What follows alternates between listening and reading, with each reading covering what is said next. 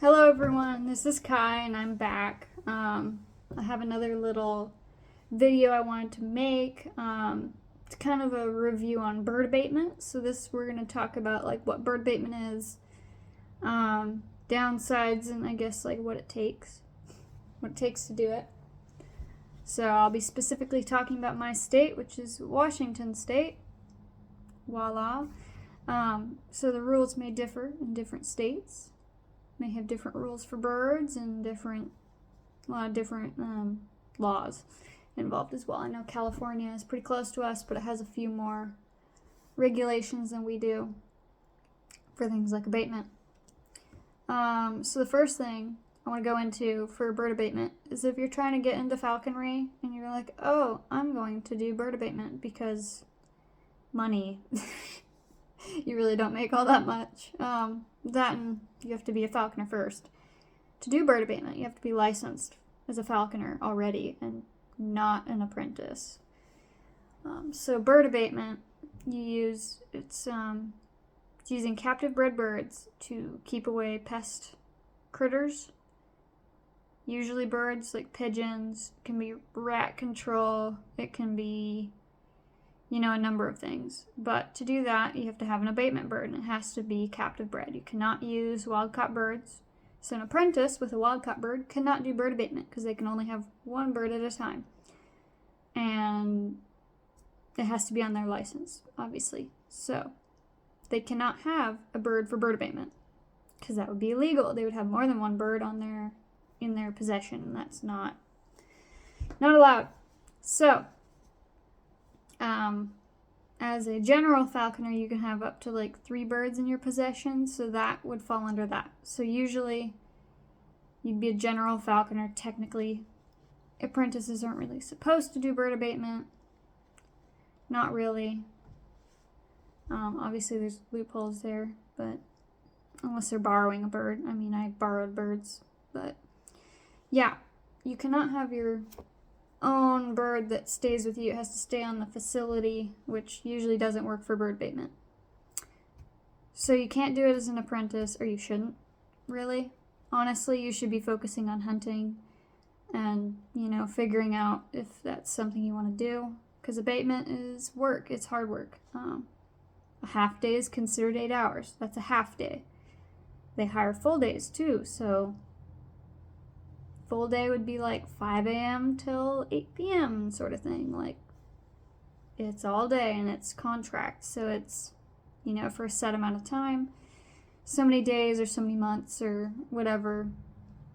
It can be without days off or with days off. It really varies on the contract you're on and who you get it through. But do keep in mind this is independent contracting. So that means they don't take money out of your pay for taxes, so you have to set that aside yourself for the end of the year. So at the end of the year, you pay all your taxes, so you're going to have more that comes out of your taxes because you're not a W-2, you're a 1095, I think. Or I think it's a 1095. Yeah, but you're independent contractor. What also comes along with that, too, is there's no benefits. So you're hired as a self-employed person. So you don't get benefits from your company or the company that hires you to work the job. Nothing like that. And obviously, you're responsible for the bird that you got, your abatement bird. And your abatement bird cannot be your falconry bird. They have to be 2 different ones. It's also why you can't do it as an apprentice, really, because obviously you need to have your general license to have more than one bird. And you can't fly an abatement bird in falconry. It's illegal. Nope. Big nope.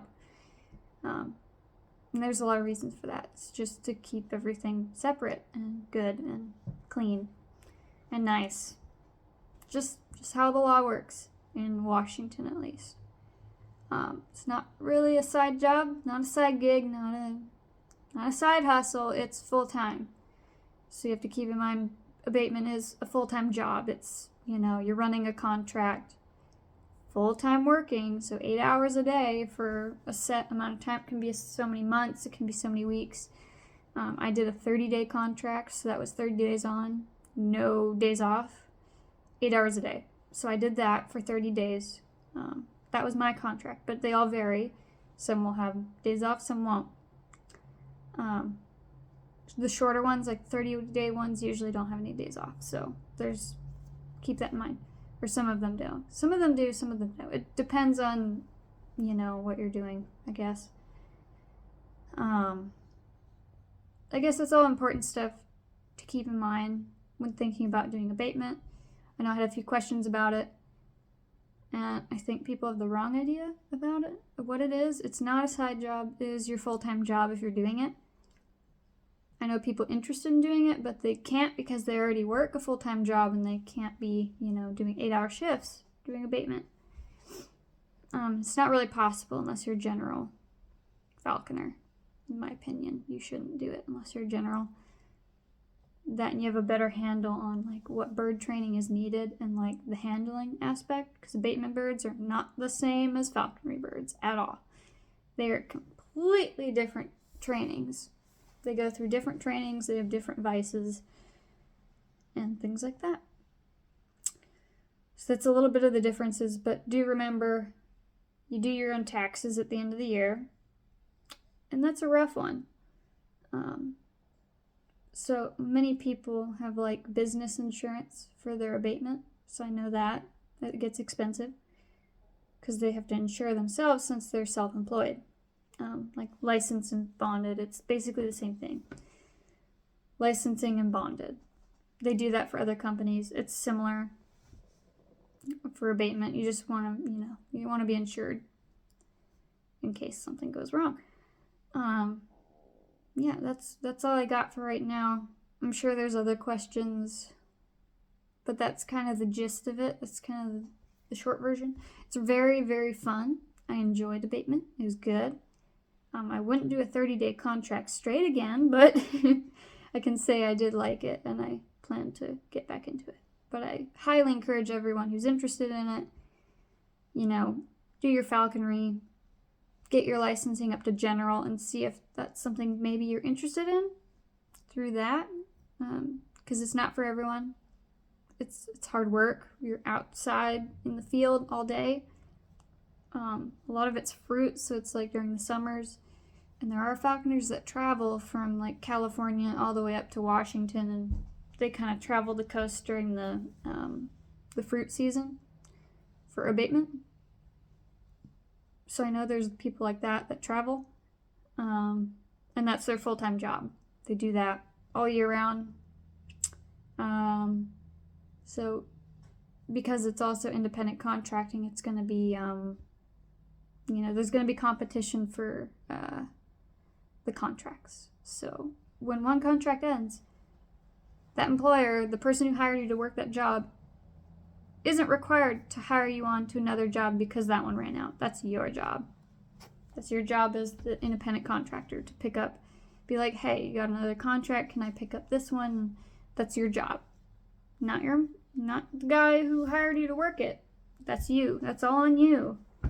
So you have to be very on top of it to pick up more contracts and get them lined up for months in advance, and to have the birds. So many people who work abatement, you have to have certain birds. Some places will hire you with some birds. Some places will hire you if you have different kind of birds. Some abatement companies will only hire you if you have one type of bird or like a certain variety of birds. So some, I think like Aplomados more, and they'll hire more people with Uplos for certain fields. And other places will hire you more if you have like Harris hawks or peregrines, or it varies from location to location and what kind of a job you're doing. So that's also why it comes in handy to have several birds on hand as a general. 2 different abatement birds, maybe 2 different things, like a male Harris and a female Harris or something like that, or like an Aplomado and like a Harris hawk, or you could work a variety of jobs that way, or a peregrine and a Harris hawk. Just there's a lot of options. It's just a lot of work. You have to keep it all in mind. It's all your job to feed your birds, so you can do it as a tax write-off, honestly. A lot of it you can write off on your taxes because you're self-employed. but it also comes with downsides of you have to do your own taxes and pull out money each month from each check that you get, for taxes at the end of the year. So you can't just keep it all because they will tax you. And then you'll be caught with nothing. And that's not good.